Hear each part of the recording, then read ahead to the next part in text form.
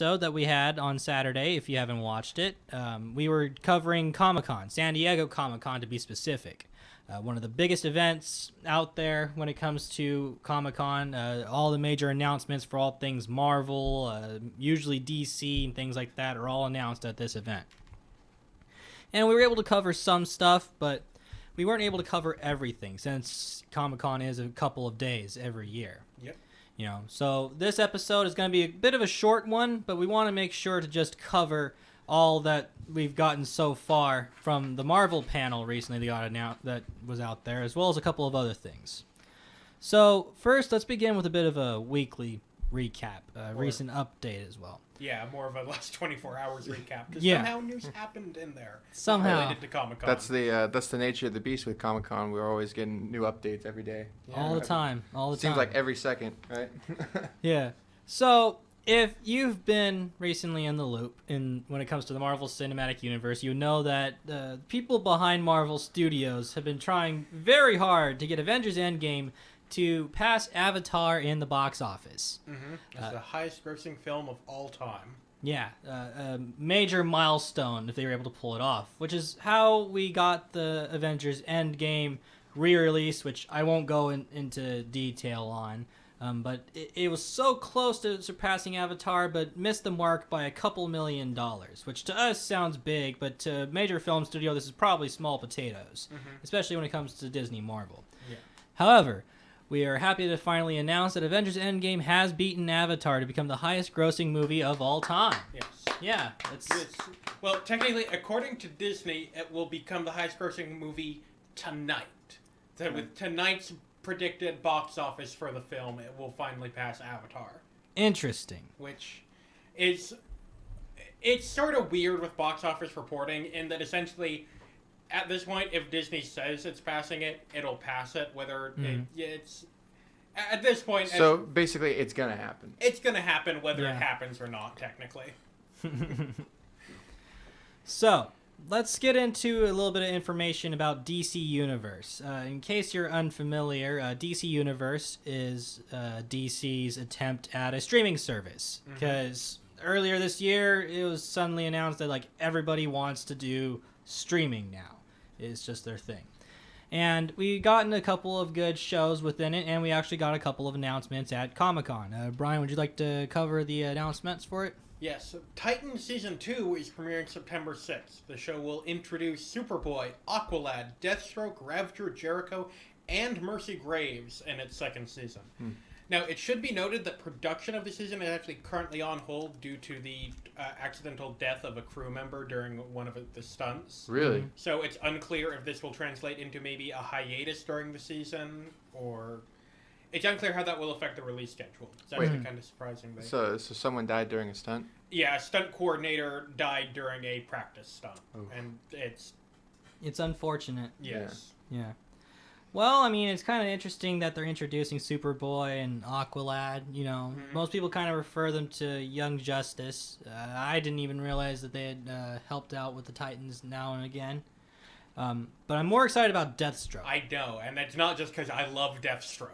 Yeah, not only Deathstroke, but Ravager and Jericho. Because not many people know that Deathstroke has kids. Yes, he has 3.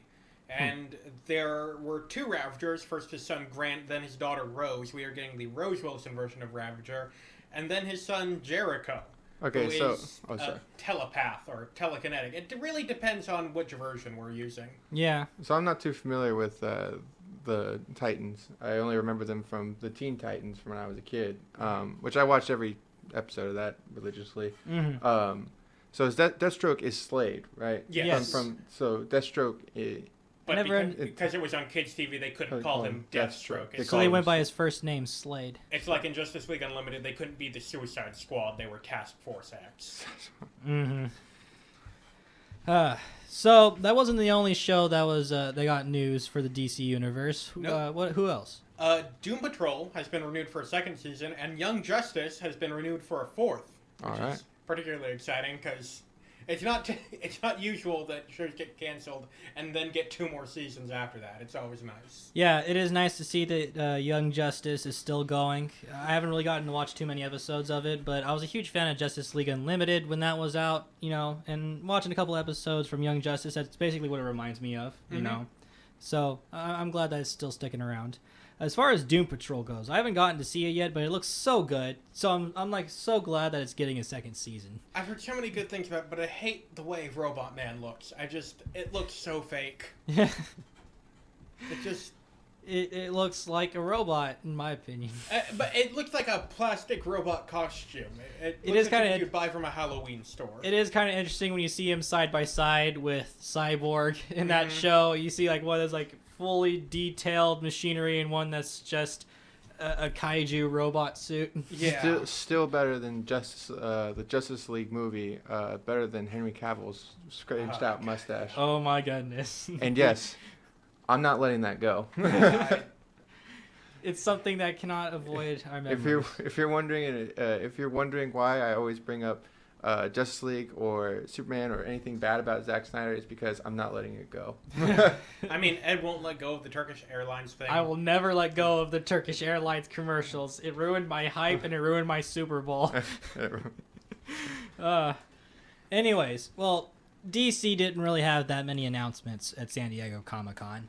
Warner Brothers decided not to have a panel for some reason. But from what it looks like he gave on me on the script here, it seems like Marvel's got a few things, just a couple. Just a couple of a lot. Just a solid, 20 bullet points here. Yeah, Marvel revealed the entirety of their Phase 4 slate. Yeah, at first we thought this was part of it because Marvel Studios had this thing where they always wanted to have a huge batch, so they'll show part by part. But apparently this is it.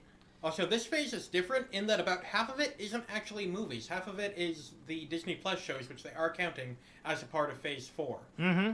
They're incorporating them into the MCU movies, which is good because usually shows that are spin-offs from the main MCU don't usually get any mentioning unless it's like S.H.I.E.L.D. So if you thought you could just buy a ticket to the movies, you're wrong. You're now paying for a subscription to Disney Plus 2. Oh, man. Okay, capitalism. So let's start off with the announcement that we gotten for the Black Widow movie that we've been talking about for a while. We already know how Black Widow ends. Yes, this is a prequel. This is a prequel. Supposedly it might take place in Budapest, from what I heard. Yeah, at least one part of it takes place in Budapest. Which is good, because now we're going to finally hear what happened in Budapest. I'm really hoping. Yeah, because I keep hearing it from Hawkeye and Black Widow, they keep talking about Budapest for some reason. Budapest is this big thing. Well, Disney, hopefully you make something out of that. Hopefully. It's releasing May 1st, 2020. It's starring Scarlett Johansson, David Harbour, Rachel Weisz, Florence Pugh, and many others. It'll be directed by Kate Shortland. The villain is rumored to be the Taskmaster. Mm-hmm. The Taskmaster. Yes, and the comic C is a mercenary who can mimic any fighting style just by saying it. Mm-hmm. That's going to be interesting for Black Widow. Mm-hmm. Oh, yeah, definitely. Especially because, a lot of the versions of Taskmaster, he has, a Captain America-esque shield. Yeah, and it hasn't been confirmed, but there was footage that was showed at the Comic-Con. It wasn't streamed, so I don't have, I haven't seen it yet. Yeah, not yet. It was of a man in a mask holding a sort of weird shield. Mm-hmm. Yeah, and that's, Taskmaster's thing, because he usually carries around, a big old broadsword and a shield. Mm-hmm. Yeah. So the Eternals got some announcement. Yeah, the Eternals. Yeah, so the Eternals is releasing November 6th, 2020, starring Angelina Jolie, Richard Madden, Kumail Nanjiani, Lauren Ridloff, Brian Tyree Henson, Salma Hayek, Liam McHugh, and Dawn Lee. And that's just the main cast. It's going to be directed by Chloe Zhao, and it has been described as a full Jack Kirby experience, which is going to be cosmic and trippy. Oh, yeah. Now, I had to do some research on the Eternals because it's another one of those Marvel movies where, as it was announced, everybody was like, who? Like Guardians. Exactly like Guardians. So the Eternals basically are the Celestials that we heard about before with Guardians. They tested on, a proto-human species on Earth, and, some of them evolved into the Degenerates, which are, monster creatures or whatever. And some of them evolved into the Eternals, people who look like humans and they're immortal and they've been living on Earth for countless years now. And the Celestials declare them to be the protectors of Earth. So it's basically them versus the Deviants that are in there. But Interesting. yeah, I'm just glad to hear that Angelina Jolie's finally in a superhero movie. Like, it's about time. I've been waiting quite a while for that. You know. I'm also excited about Salem Hayek in that. Oh yeah, for sure. So, well, let's talk about one of the latest shows that they had talked about for the Disney Plus streaming service, The Falcon and the Winter Soldier. Yep, it's releasing in fall 2020. None of the Disney Plus shows have an actual set release date. It's all fall 2020, summer 2021, things like that. Yeah. Starring Anthony Mackie, Sebastian Stan, and Daniel Bruhl. Bruhl will be reprising his role from Captain America Civil War as Baron Zemo. And he will have Baron in his title, and he will not just be Zemo like he was in the show, which... Yeah. Or you mean the movie?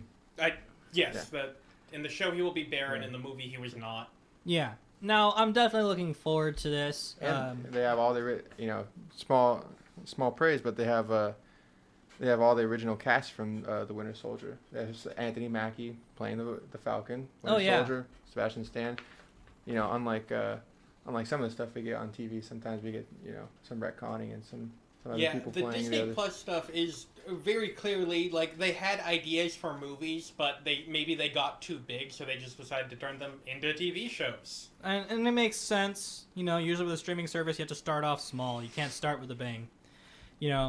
But I mean, I'm definitely looking forward to it. Endgame definitely set off the motion to have the Falcon and Winter Soldier ready to go and everything. So. Well, my question now is this before? Okay, so is this going to be taking place after Endgame? Is after Endgame? So wouldn't he be the next Captain America then? Yes. Yeah, and it's an interesting question because actually, Anthony Mackie was at one point going to appear in Spider-Man: Far From Home as Captain America, but they cut that for undisclosed reasons. Oh man, that would have been cool. Yeah. But I'm definitely looking forward to seeing this because this means he might get a costume change, and some people have been showing, their interpretations of how he looks with the Captain America outfit because his version, he keeps the wings, but he still has the shield and everything, So it's definitely going to be interesting. And I like to see the dynamic between Falcon and the Winter Soldier. All I know is he's going to be delivering justice and freedom to all.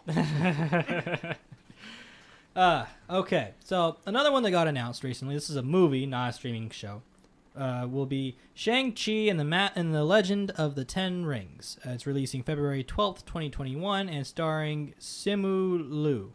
Now, Shang-Chi, in case you're not familiar with him, he is basically like the Marvel's world's greatest martial artist, to ever exist. Is he the Mandarin? He's not the Mandarin. No, he's not the Mandarin. He's essentially, imagine if Iron Fist was Asian. Oh, okay. Yes. Now, I think it's interesting that you do bring up the Mandarin because of that part of the title, The Legend of the Ten Rings.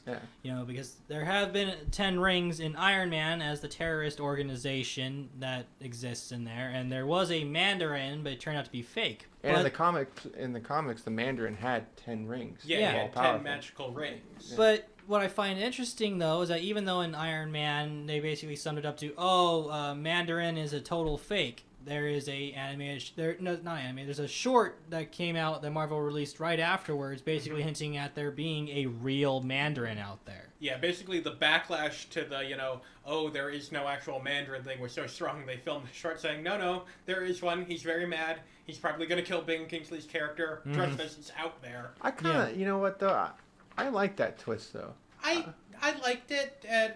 because the thing about, it really flipped you on your head. Yeah, I mean, we're so used to, having a set bad guy for the movie, and then you find out that that's not really the bad guy. We're all used to the bad guys having, fear me, Yeah, but it would have worked if the main bad guy of that movie was actually memorable. Oh, yeah, Guy Pearce, but Guy Pearce is not the... Well, sorry, Guy Pearce, I love you, but this guy...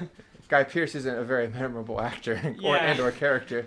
I'd still love you in Memento, though. He is a great actor, yeah, but he's a great actor. Have a generic sort of image. Yeah. He's blonde white guy. Yeah, it's I'm trying to picture Guy Pearce, and it's I can't really do it. Right. But I mean, it definitely looks interesting. We announced this previously on our show, and there wasn't really too much information given. So, I mean, it's always nice to hear a little bit of extra information has been released. Yep. So, let's talk about another show that appeared on Disney Plus, WandaVision.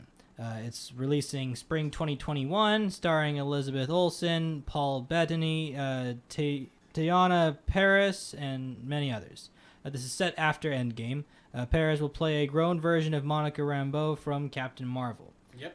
Oh, okay. Yeah, I'm definitely interested in seeing this show just because we didn't really get to see Scarlet Witch really mourn too much over the loss of Vision.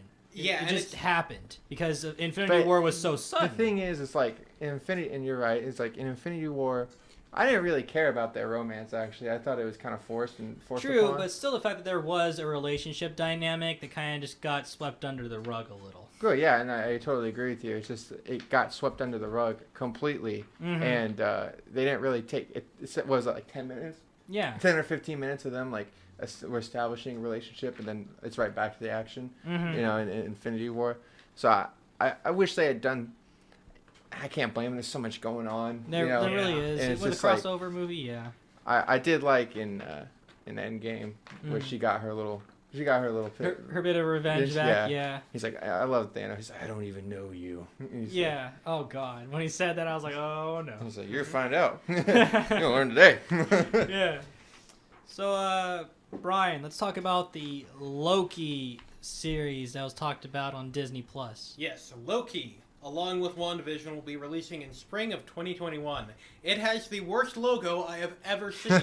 It looks like someone sent Kevin Feige a ransom letter with like magazine trimmings glued onto it, and he saw the word Loki and the way it was designed and was like, I like this. Let's make it the logo. It's like someone designed 4 different logos and they just took one letter from each one. I wouldn't be surprised if that actually is the backstory to what that logo is all about. Yes. And Kevin Feige's response is, yes. Just yes. Yes. Anyway, there is a show beyond the logo, though it's hard to imagine that, and it will be starring Tom Hiddleston.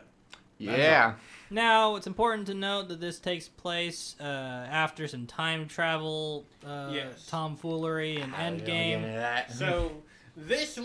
And follow with me here, because it involves parallel timelines. So, in Endgame, they travel back to 2012 during the Avengers and accidentally free Loki before he can be taken to Asgard to set up the events of Thor: The Dark World. Yes. So, this Loki has not had any of the character development from Thor 2 or 3, you know, the ones where he learned to stop being, you know... evil. Yeah, stop trying to murder his family. It's also important to note that when he teleported with the Tesseract. He did. And this was an Endgame, yeah. So, yeah. Yep. This is an Endgame, during the whole time travel thing. So it's kind of interesting because I already had a feeling this was exactly what was going to happen, and I saw Endgame and I was like, yep, this is exactly what was going to happen. Yep. Man. The next one's my favorite one. Oh, yeah. So... Doctor Strange in the Multiverse of Madness. Releasing May 7th, 2021, starring Benedict Cumberbatch, Elizabeth Olsen, and many others. It'll be directed by Scott Derrickson.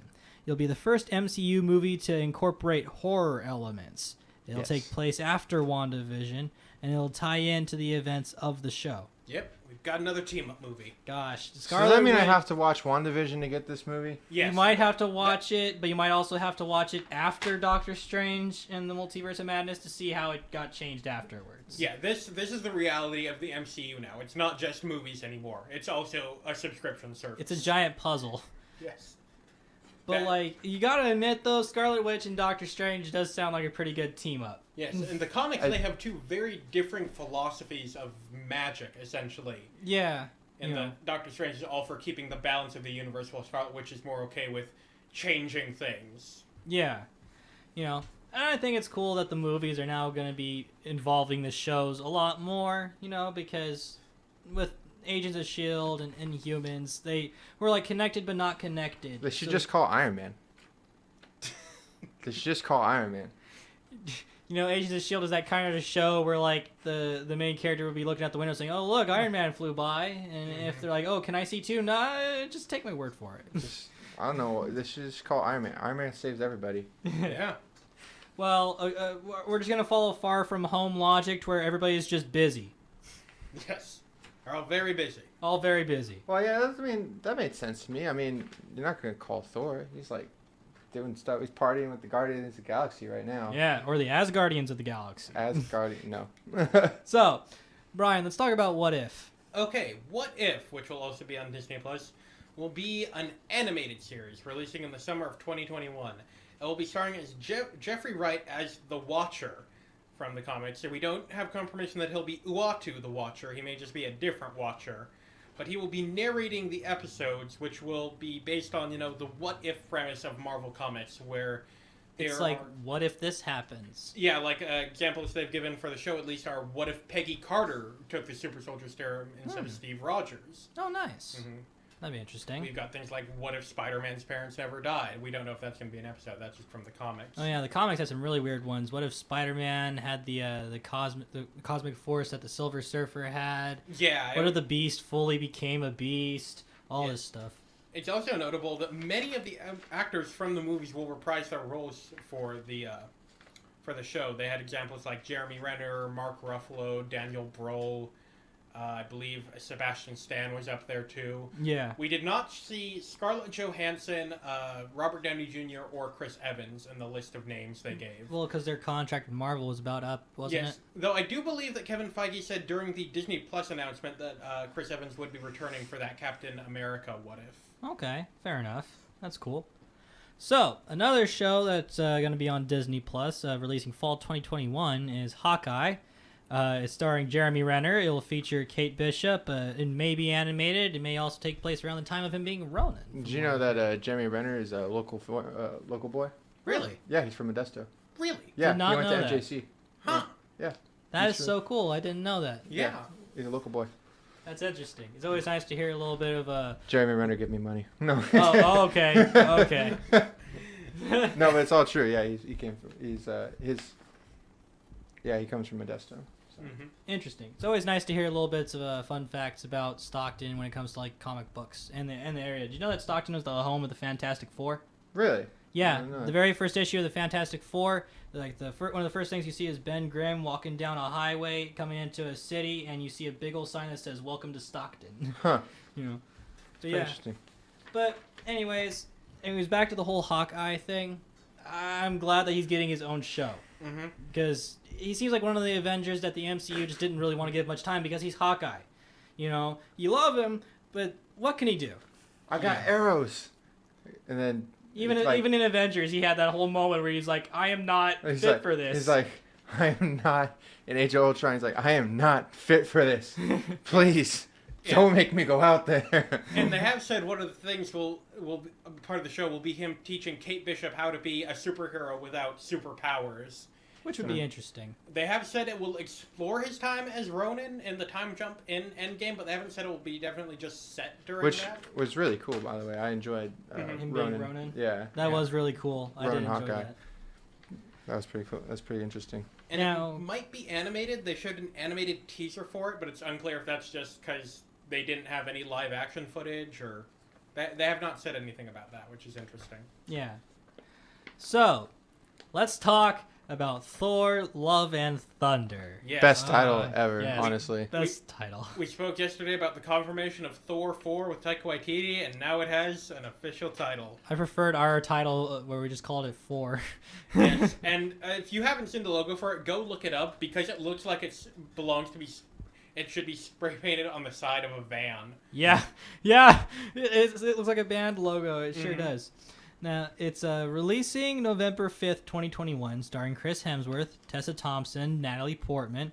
It'll be directed by Taika Waititi, which is always a good thing for Thor. Natalie Portman will be returning as Jane Foster, who will be the mighty Thor from the comics. Yes. So, in the comics, to give a little backstory, Nick Fury threw some shade at Thor, so he was no longer worthy of Mjolnir.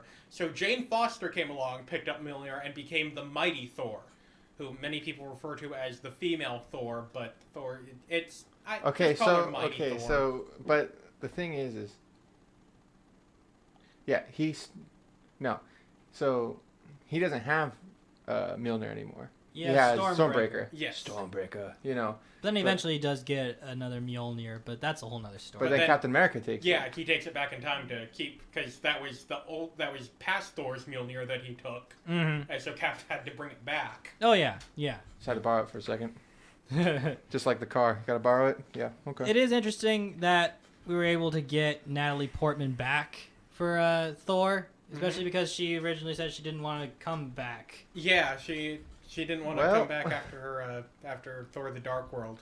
It's like, well, you need money. I mean, after that nap she took in Endgame, she certainly was looking forward to the money. Yeah, that's... You need money. I mean, that Marvel money is really good. Yeah. Oh, yeah. Oh, yeah. But I'm just glad that... I mean, I don't know. I'm glad we're getting another Thor movie because Ragnarok really did change my perception of Thor. I didn't really care much for the first one or the Dark Worlds. Yeah, you can thank Taika Waititi. Oh, yeah. He definitely made it a lot better. And I love his side characters, too, like Korg. Korg was a great one. Mm-hmm. I love him. He's a great... I love his characters. I love how he can make characters. Like, he made every single one of these characters so much better and so much funnier. That is true. That is true. So, I mean, before we go on to the next one, I'm still kind of curious about Thor: Love and Thunder. What do you think is going to happen with Thor regarding the Guardians of the Galaxy? Because Endgame kind of ended with him just going on a ride with them. He even nicknamed them the Asgardians of the Galaxy. I think it's just going to end up being that he just needed a ride back to space, and that's sort of where it's going to end. You know what? I could believe that. Or maybe they're using him in... maybe we'll find out in Guardians of the Galaxy Volume 3. It could take place before the events of Love and Thunder. Yeah, I'm willing to bet originally it was supposed to be some sort of Asgardians of the Galaxy thing, but then the entire James Gunn firing thing happened, so that's so right. now, But he's back on board now. Yeah, back on board but after all this time. Yeah, but work on Guardians 3 won't even begin until 2021, which is when Phase 4 is winding down. Really? Yeah. Yeah. Yeah, so I think it was probably meant to have Thor in it at Thank you, one Disney. point, but now that's just been so delayed to the point where it's probably going to be in Phase 5. But it's worth the wait. I don't mind. Anyways, now let's talk about Blade, Brian. Blade. The vampire hunter. The vampire hunter. With the best lines ever. Just the best, honestly. Like, I can't say which one I'm thinking of, but it's really good. Yeah, Go watch Blade. A lot of great lines. Can't say any of them on air. I'm afraid not.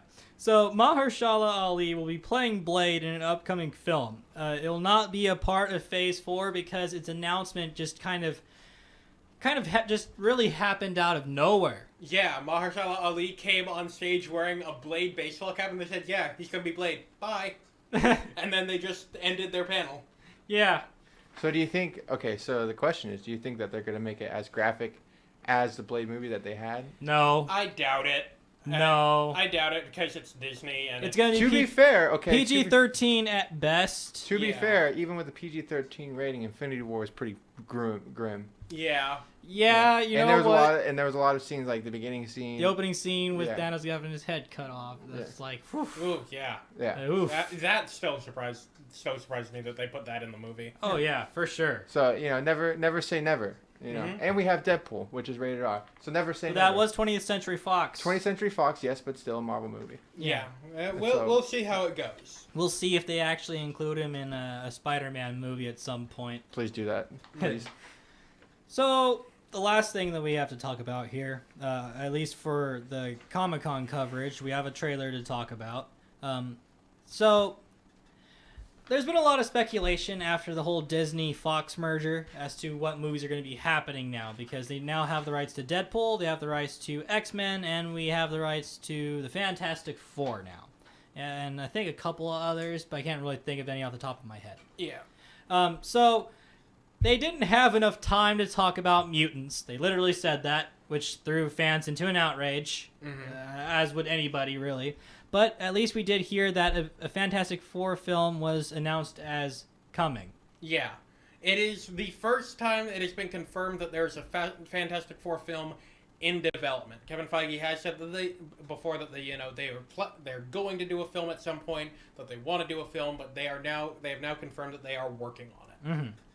Which is good, because I've been waiting quite a while for another Fantastic Four movie. Did not like Fan Four Stick. The ones before that were okay. Didn't care much for Rise of the Silver Surfer, in my opinion, though. Those are too cheesy. Yeah. Those are too Well, I mean, that was campy. around the time that superhero movies were just naturally cheesy, though. Yeah, but that's not what people want.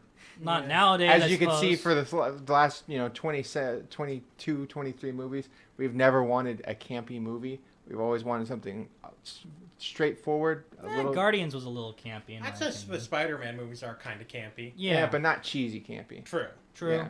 So True. we don't want the cheese. So I don't know. I'm still looking forward to this movie when it comes out, though. I wonder who they're going to cast for the Fantastic Four, because I have a feeling that they're going to be very careful this time. But I don't know. I honestly can't think of anybody who'd play as anybody for this movie. Yeah. And how that's about John Krasinski? Nah. I think by the point the movie would be released, he'd be too old to really carry the role for too long. Yeah. I think they're going to want young adults, not just, adults. But these guys in Fantastic Four aren't young. Oh yeah, Well- Reed Richards and Sue Storm were. True. They're a little bit older. Yeah, True, no, they're not young, yeah. but I'm guessing Marvel's probably going to want to cast them on the younger, mid-20s side, just so they can get a few movies out of them. 'Cause there is- before they there- introduce the kids. Because there is that interpretation of the Fantastic Four where they were more like young adults as opposed to like full-grown adults. And the last Fantastic, they were teens Yeah, that with attitude. With attitude. spunk. the Thing had no pants. I'm still mad about that. Yeah, I don't. They really thought nobody would care, but everybody cared. We all know the Hulk wears pants. Come on. Come Yeah. on. Okay, so that was the Marvel panel, and But the other thing too that we might get from Fantastic Four is Galactus.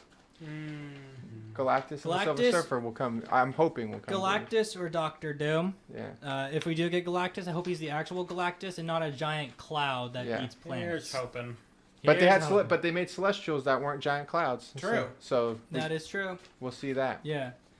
So, for trailer talk, Brian, I'll let you take this one away. It is the latest trailer that we had gotten for Picard. Yes, for Star Trek Picard, which is releasing early 2020, starring Sir Patrick Stewart, Santiago Cabrera, Alison Pill.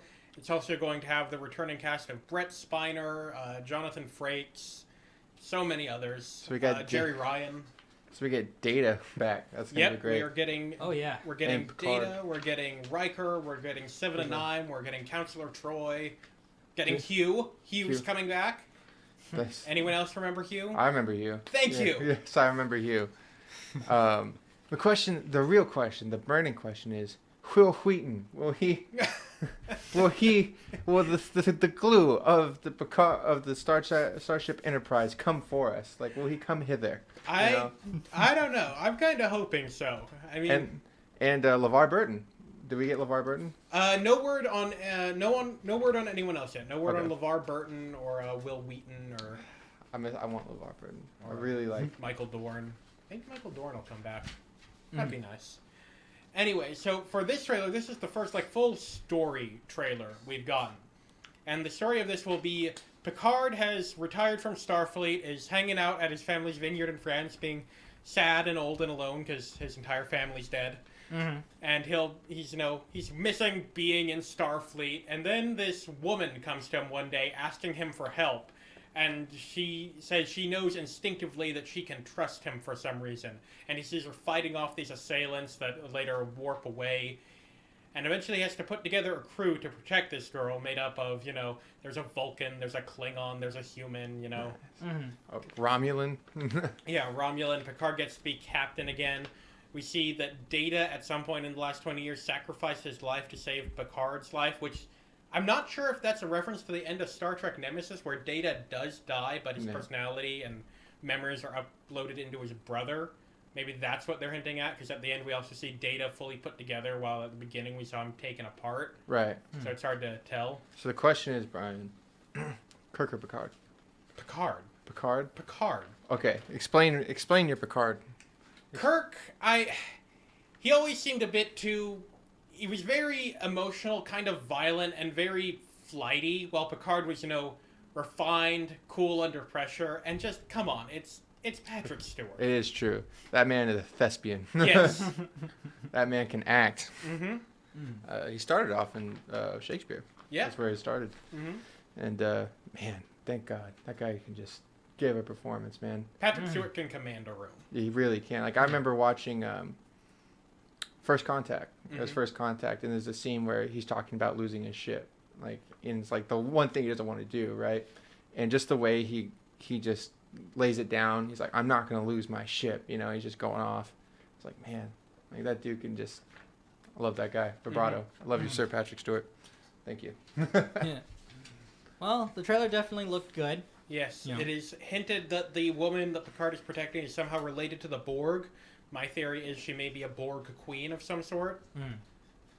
Oh no. Yeah. And we do know that Q's coming back, so that'll be at least 2 characters, including Picard, who have been part of the Borg collective, but managed to gain individuality again.